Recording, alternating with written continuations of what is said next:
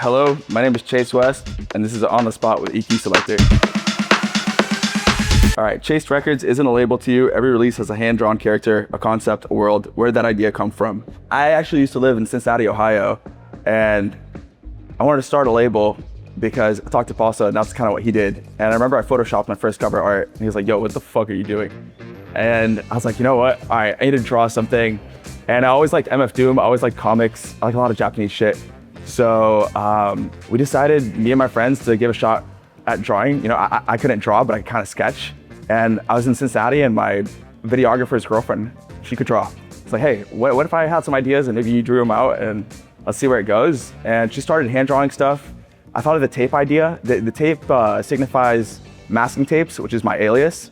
And masking tapes means like masking. And then tapes is like obviously the tape, but also like tapes. And that's my alias. So the record label has a tape that says the record catalog number.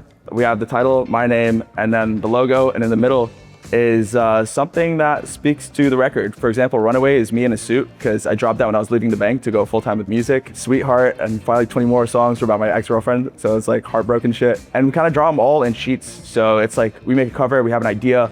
We have like 20 drawings as if you're getting a tattoo. And then I'll piece one out and I'll use it for the track. And the style's evolved. We went from that to paintings to other mediums of art, and it keeps growing. And to me, that's something that's so sick because sometimes the art inspires the records and sometimes the records match up with the art. And then we have a whole catalog of them. So if I make a track, I can piece it up with an art piece and then drop it. And then sometimes we get series out of it. If you look at like Sweeter, Tainted Dub, and a couple more tracks are all ballerinas and dancers. And if you look at the stuff that has like 707 drums and kind of like a guitar bass line, those are more gothic. So it's cool. It's one of my favorite parts of the label. And it's just dope that I can like literally walk into a room and see all the art pieces for every song that I've made just on a piece of paper hanging on the wall. So that's why I like the hand-drawn shit.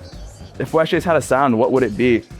Dude, Tampa has such a mixed sound. It's like we were going to like Morgan Wallen concerts, mudding, listening to Lil Wayne, going to Drake concerts, Kanye, and then also I decided to go to Ibiza and listen to Michael Bibi and this and that, and then I brought some of that back. And then at that time, Nightmare, Slander, that sound was hot.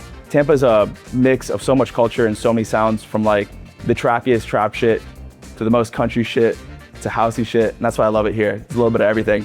West Chase is literally my name. What was it like growing up here, and how much of that place is still in you?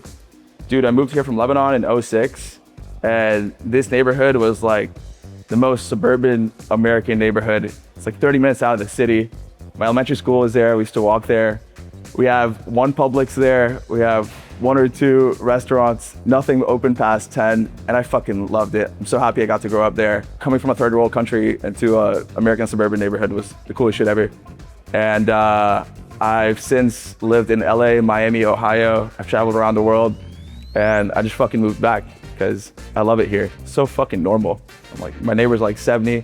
All I care about is like mowing lawn. I drive respectful as fuck in my neighborhood. I wave at every single person. It's just like a good, solid American suburb. I really fuck with that. So shout out if you're from West Chase. And just know that even if you're in West Chase, you make it out. Go see the world. And if you do well enough, you can make it back to West Chase and maybe afford a house in that neighborhood because everything's fucking skyrocketed. But it should, because it's the best neighborhood in Tampa. And shout out to On the Spot with EQ Selector. I wish I had more time, but I'll come back and do an interview. Thank you guys.